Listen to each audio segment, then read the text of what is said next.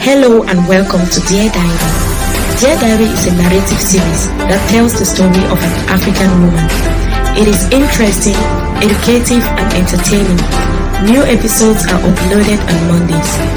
Please make sure to like, comment, subscribe and share. Dear Diary, the past couple of weeks have been very challenging for me. The fact that I am yet to get a job, despite all my efforts, is really weighing me down. But that's not all. Ever since Alice met Arrey in her mom's restaurant in Douala, I have not really been myself.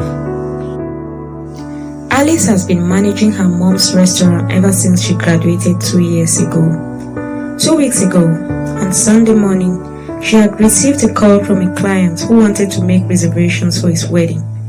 She normally doesn't work on Sundays, but that wasn't an offer any business person would want to turn down.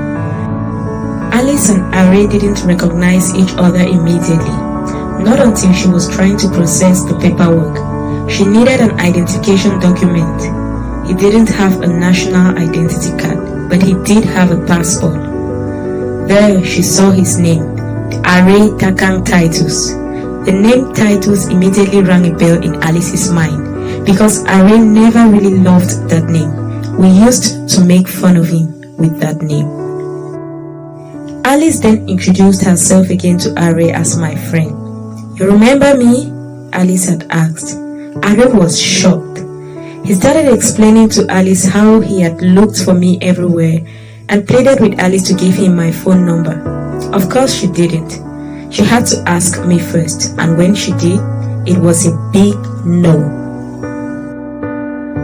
Alice tried convincing me to no avail. Arrey had caused me so much pain and regret. He's the reason I lost 2 years of school, the reason I can't give any good piece of advice to prosper, because his response is always, "I see how well your advice has helped you." I wanted nothing to remind me of that chapter of my life, which caused my family and me so much pain and shame.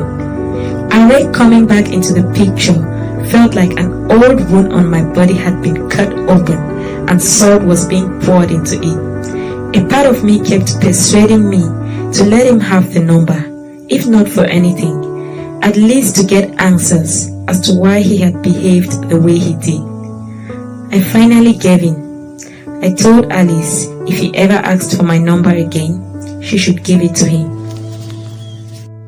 On Wednesday afternoon, I was watching the midday news on CRTV when my phone rang. It was a strange number, and when I picked the call, behold, I heard a familiar voice. It was him. He sounded just as calm as he had sounded 12 years ago when I first met him. I didn't utter a word. I wanted to, but I couldn't. He kept on saying hello, hello, hello, until he finally hung up. He called again, but I didn't pick. That evening, he called again, and I managed to say hello. He told me he had been looking for me for years, and that he wanted us to meet. What was he even talking about? I mean, this is the age of technology. How hard can it be to find someone? Well, he said he would be in Bamenda by weekend, and he would like for us to meet on Saturday afternoon. I accepted. In fact, I looked forward to it. Perhaps this was the only way to get what I really needed: closure. Mama had already returned from Yaoundé, but I didn't tell her about the recent developments. I was 100% sure if I told her, she would tell Papa, and he would never accept for me to meet with Arrey. Papa had made Arrey his personal enemy. I told Mama beforehand that I had a meeting to attend on Saturday afternoon. It was a great relief she didn't ask about the details of the meeting. Saturday morning, 7 a.m., my phone rang. Arrey had taken a night bus from Douala and had arrived to Bamenda. He told me he would be done with his activities by midday, so we agreed to meet at Dreamland Restaurant by 2:30 p.m. I was nervous and uncomfortable. I had to pick an outfit for the meeting. Yes, meeting. This wasn't a date. Meeting is all I could call it. After about an hour of trying out clothes, I called Alice. Alice is a true friend. She calmed me down as best as she could and advised me to just wear anything I was comfortable in. Alice was right. It's not like I was going there to seduce him, was I? Well, I just wanted to look good, not miserable. I wanted him to know that his absence didn't make me miserable. I arrived at Dreamland restaurant at 5 minutes past 3 p.m. deliberately. I looked from one table to another, and then there was Arrey, sitting like an angel, looking so calm. For a moment I wished I had superpowers like Merlin. I would have made his drink pour on his face and his chair break into 1,000 pieces, one of which would get stuck in his big toe forever. I took a deep breath and walked to his table. When he saw me, he stood up. We shook hands like business partners and took our seats. There was an awkward silence, which was thankfully broken by the waiter. I was not hungry and I'm not a fan of alcohol, so I placed an order for a bottle of Bavaria. Being in a big restaurant like Dreamland wasn't something I had experienced a lot. I had to force myself to focus and stop looking around like a villager. So, how have you been? Arrey asked. Fine. I couldn't say any more than that. The longer I stayed there, the angrier I got. Why did I even accept to meet this killjoy in the first place? As I was trying to calm myself down with my inner voice, then came the bomb. How is the baby doing? I had reached my daily limit of self-control. I couldn't hold it any longer. The baby? Well, last time I checked, Arrey, an 8-year-old child isn't a baby. Here's what you need to know.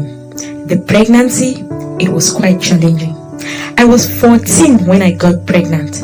I barely had the energy to carry myself, talk less of a baby. I was expelled from school, lost 2 school years. All kinds of fingers were pointed at me, even fingers of people who picked their noses. When I went for antenatal, all the other women stared at me as if I were an alien. The nurses were rude to me during my checkups. I gave birth through a cesarean section, which left a large scar on my tummy. There were days we barely ate because the baby needed body lotion, or bathing soap, or baby formula, or maybe he was running a temperature. It was such a great relief letting all that out. By the time I finished talking, tears were rolling down his cheeks. Tears. I didn't know monsters cried too. I'm sorry. That's all he said, and we both went silent again for almost 10 minutes. He broke the silence. He told me he had fled from his uncle's house the very day I told him about the pregnancy. He was young and poor, and he didn't want his uncle to find out what he had done. He had traveled to Douala that night to live with his cousin. A year later, he traveled to the United Arab Emirates, where he has been living for 7 years. We spoke, and somehow the atmosphere became less tense. The discussion became casual. He told me about his fiancée, whom he had met in the United Arab Emirates, and how they had been together for 2 years. It was their wedding preparations that had brought him to Cameroon. That evening, when I came back home, I couldn't stop thinking. It's funny how I got to go through all that I went through, while Arrey simply moved on with his life. It's bizarre how people label me indecent and irresponsible because I'm a single mom, but no one judges him for being a single dad. It baffles me how most women are okay with marrying a man who has a child out of wedlock, but most men wouldn't want to marry a woman who has a child out of wedlock. Dear Diary, today, fortitude is the word. Being strong enough to face the people that have caused me so much pain. Quite frankly, seeing Arrey today has not been easy. All the old wounds have been reopened. Right now, it's like that hurt has come back the way it was at the beginning. I I don't know why I agreed to this in the first place, but I think it was the right thing to do. I don't know what the future holds. I don't know why he had to come back into my life at this point, but I wish him well. It just saddens me to see him moving on with his life and planning to get married, despite all the pains he caused me.